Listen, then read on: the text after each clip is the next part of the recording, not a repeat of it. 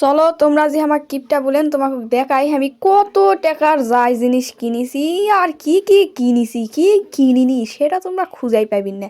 আরে দেখো এটা হচ্ছে পেয়ারা মাখা, এতই মশলা দিছে আর এতই সুন্দর ঘ্রাণ আসছে করে তেঁতুল দিয়ে মাখা দিছে। পেয়ারা মাখার কালারই আলাদা হয়ে গেছে। আর এরই মধ্যে কতগুলা জিনিস আছে তোমরা তো ভাবতেই পারবি না, এতই সুন্দর করে দোকানদারে মুড়া দিছে। এই যে দেখো এটি আছে হচ্ছে ভাজা, এগুলা হচ্ছে ভাজা হচ্ছে বানানা ভাজা, বাড়ির বানানা ভাজা বুঝছেন। আর এটি আছে হচ্ছে বাদাম, ওই যে দেখো একের বাদাম সেই জাথা বড় বড় বাদাম।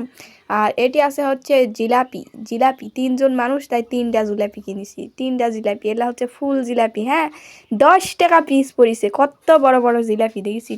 গ্রামের থাকার মানে কি যে একটা আলাদা শান্তি, 10 টাকা করে জিলাপি এগুলা জীবনে শহরে দিবে।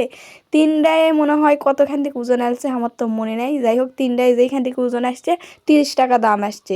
আর এইদিকে এটা আমি কি লিছি আমি তো লিজেই ভুলে গেছি। অ্যান্ড আমার মনে হয় আলু ভাজা লিছি, আলু ভাজা তো আমার খুবই প্রিয়। আলু ভাজা তোমরা চিনেন? শহরের তো এগুলা মানে থাকেও না, পাওয়াও যায় না।